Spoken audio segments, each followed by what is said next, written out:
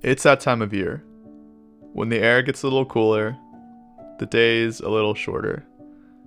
That time of year when green leaves turn a beautiful autumn, burning brightly before fading away with the season. It's interesting that we only begin to truly appreciate the beauty of something when each breath is closer to its last, or gone altogether. Death. We are taught to fear it, for it marks the end of life. Taught to run from it, though we know it will catch up. But even in death, there lies a distinct beauty. The death of a leaf allows the tree to survive, provides nourishment to others. The end of one life, to spurn the survival of another. Confronted with death, one chooses to live. A little over a year ago, I read When Breath Becomes Air, an autobiography by Paul Kalanithi, a dying man, a man breathing his final breaths. A little over a year ago, this book couldn't have found me at a better time in my life. I was only a week into this new chapter of my life, of being an adult, of working my first full-time job, when the cracks began to appear, when I began to question, is this it? 22 years of living and learning, of ups and downs, just to sit at a cubicle doing meaningless, unfulfilling work for the rest of my years. This can't be it. I didn't realize it at the time, but I was planting a seed.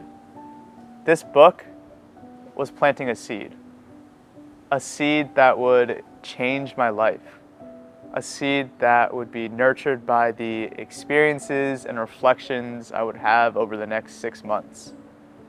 This was the first.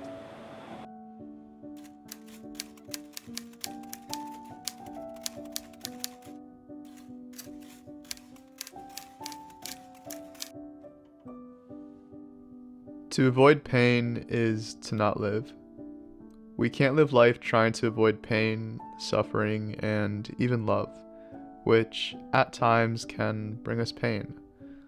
To do so is to not live, to deny essential parts of the human experience, something that not even science or religion or whatever else can explain. We are our relationships. We often forge an identity based on roles and titles, material possessions and wealth, and perhaps even our values.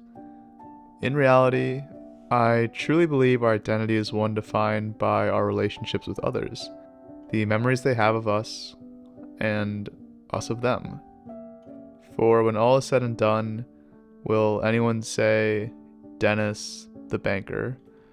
Rather, Dennis, the guy who was always there for me, the selfless, kind, gracious, etc. person. To live is to find purpose. To truly live is to not prioritize chasing things like wealth and status, love and relationships, but to find one's calling and purpose, what gives life meaning. Values and priorities, check and balance. We must clearly set what our values and priorities are in life and ensure they're in check and balance.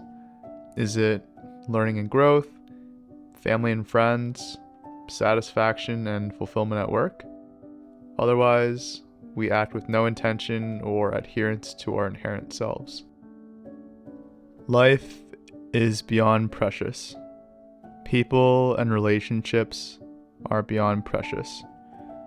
Cherish each day, each moment with those you love and care about, and they unto you.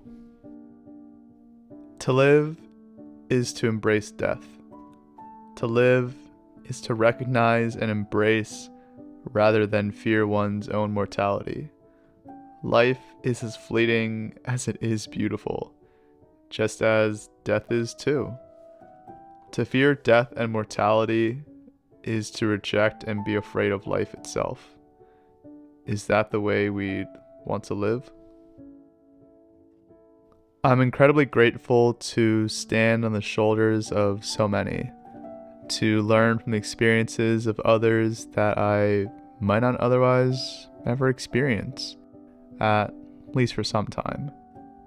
For to not experience some part of life makes it difficult to fully, truly understand. Try as we might, and so on. For that is what it is to be alive.